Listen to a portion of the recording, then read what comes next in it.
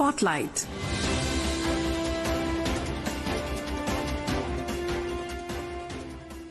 Good evening, listeners.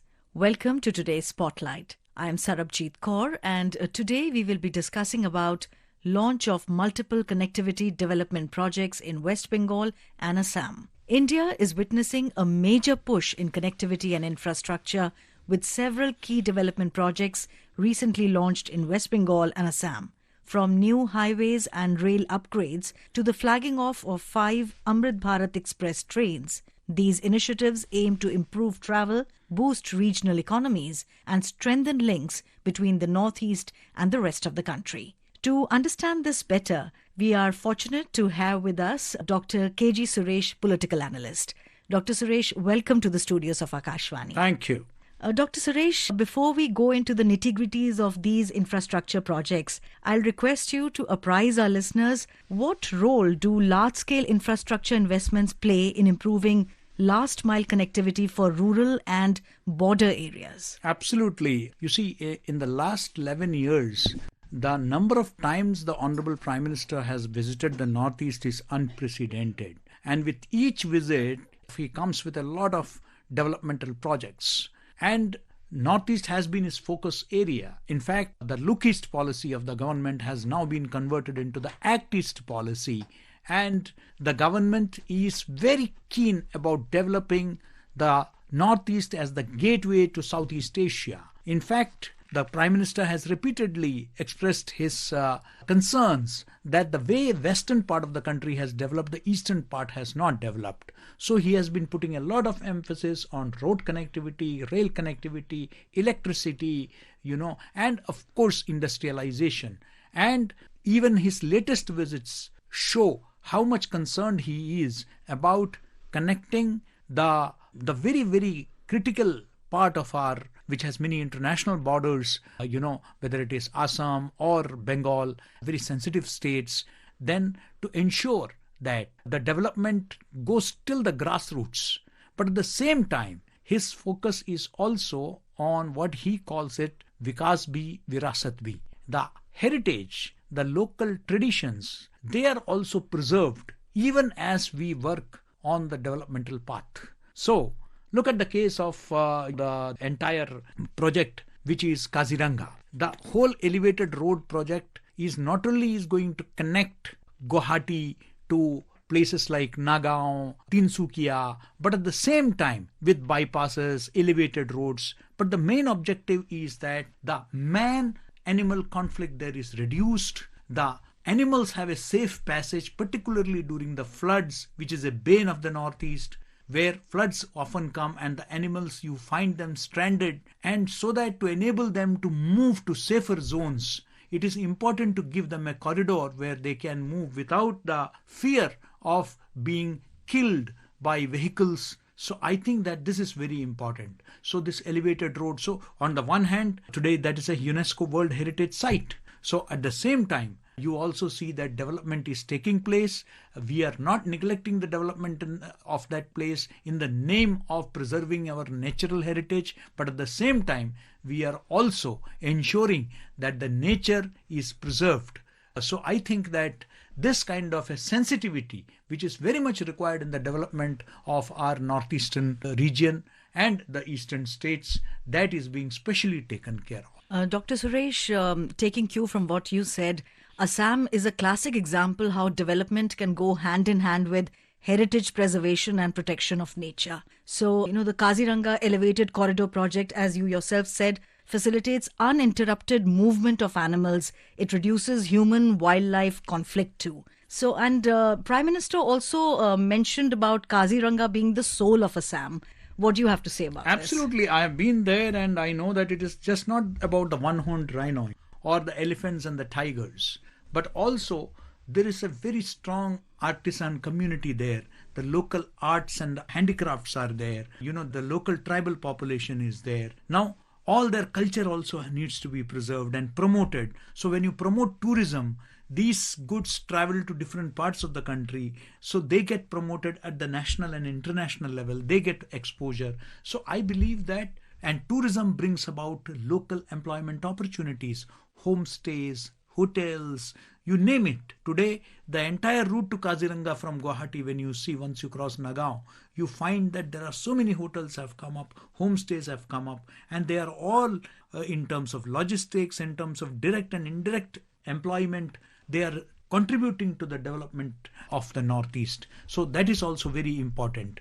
And of course, as I said, the Prime Minister is very keen to ensure that how environment and development can go hand in hand. His entire emphasis on Ek Ped Maa Ke Naam, that has caught up so well. Millions of trees have been planted, saplings have been planted across the country. So I believe that development is certainly important, but certainly not at the cost of, our nature. So the entire effort is to balance that. Listeners, before we go any further in this discussion, let's hear to this report which our correspondent brings from Assam regarding the Prime Minister's visit. Prime Minister Shri Narendra Modi concluded his 2-day-long Assam visit today. During his visit, the Prime Minister laid foundation stones of development projects, flagged off 2 trains and attended a cultural program. The Prime Minister reached Guwahati from West Bengal on Saturday evening and held a roadshow from airport to Arjun Bhageshwar Borua Sports Complex in Guwahati. The Prime Minister attended Bagurumba Dohao, traditional Bodo cultural program at the sports complex where more than 10,000 artists from the Bodo community performed Bagurumba dance. Today, the Prime Minister addressed a huge public meeting at Mousonda Pathar in Koliabor and performed Bhumi Pujan for the Kaziranga Elevated Corridor project and 4-lane upgradation of Koliabor-Numligor section of National Highway 715 worth Rs 6,957 crore. During the program, Prime Minister also flagged off 2 new Amrit Bharat Express trains, Kamakya Rohtak Amrit Bharat Express and Dibrugarh Gomtinagar Amrit Bharat Express. The Prime Minister left for New Delhi after addressing the public meeting at Koliabor.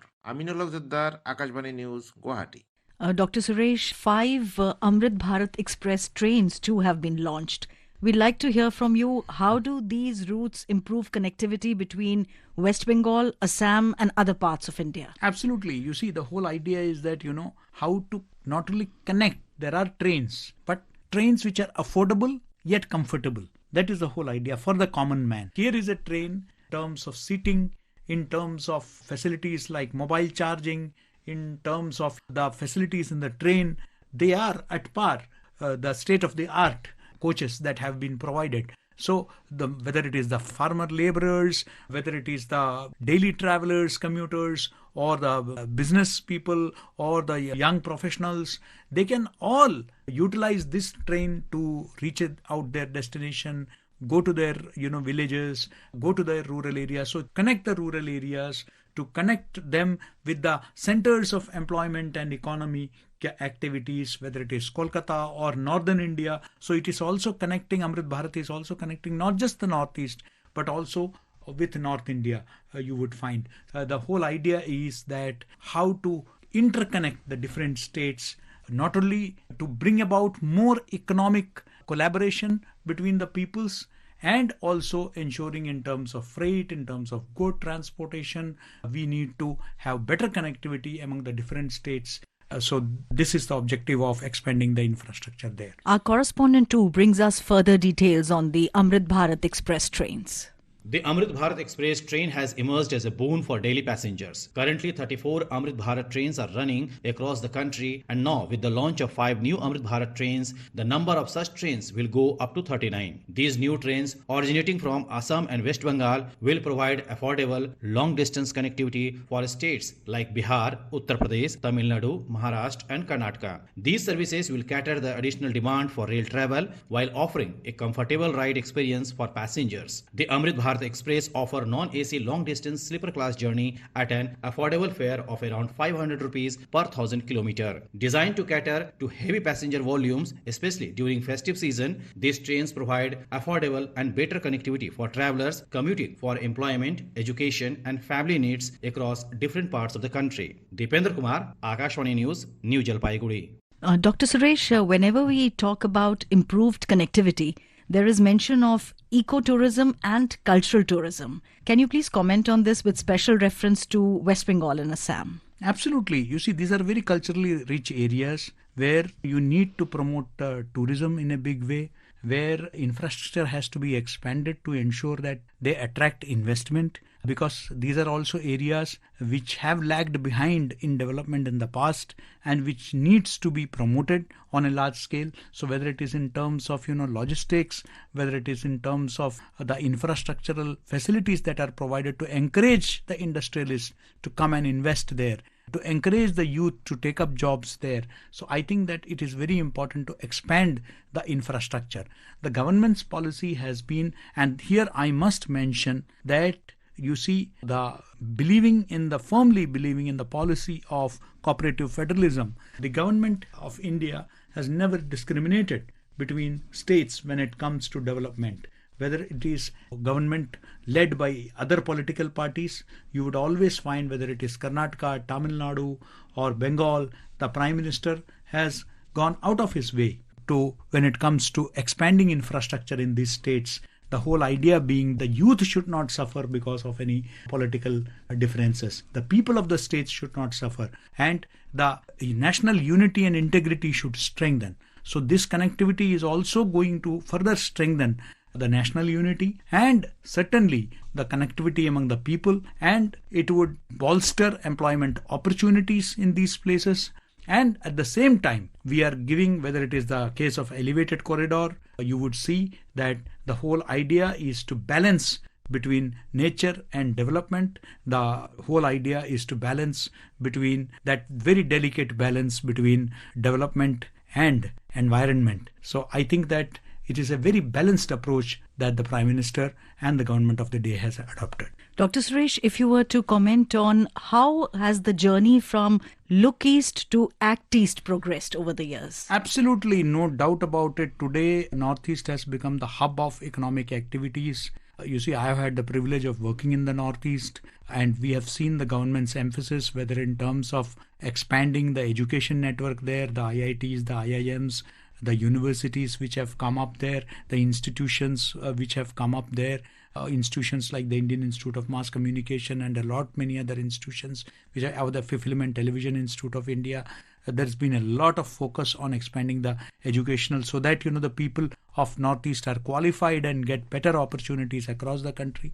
And also in terms of roads, in terms of connectivity, as I said, the Prime Minister himself in the last 11 years has gone much more than all the Prime Ministers put together in the last 7 decades. So that is the kind of emphasis which has been, and our infrastructure has now, for fear of, we have been avoiding infrastructure development in the border areas, but this government has really taken major steps, whether it in terms of train connectivity, whether in terms of air connectivity. I mean, many states did not have direct air connectivity, but today, whether it is Arunachal Pradesh, whether it is Sikkim, whether it is Manipur, you would see that new airports have come up in many places where airports never existed. So they have been connected by air, by train. Trains have gone into areas where it has never been. You have seen in the rest of the country also. So I think that this kind of focus on development of the Northeast has certainly helped in bringing the Northeast closer to the national mainstream. And today it is not a separate part of the country where the chicken snack was the only way you could connect. Today you have many ways of reaching out to the Northeast, and it has fully integrated into the national economy and the national polity. Dr. Suresh, do you think that with the greater connectivity, does Northeast become a more attractive place for investments, for enterprises and for entrepreneurs? Undoubtedly, today Northeast students, Northeast youth are today contributing to the national economy. Whether from north to south you go into the hospitality industry, you see a lot of these young people who are doing so extremely well are Northeast people.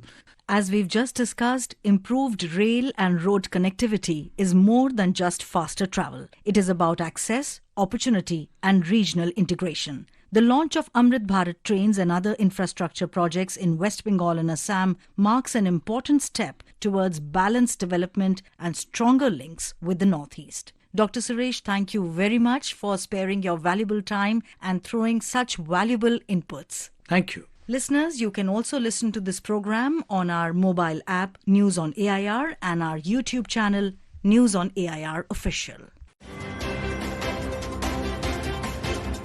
Spotlight.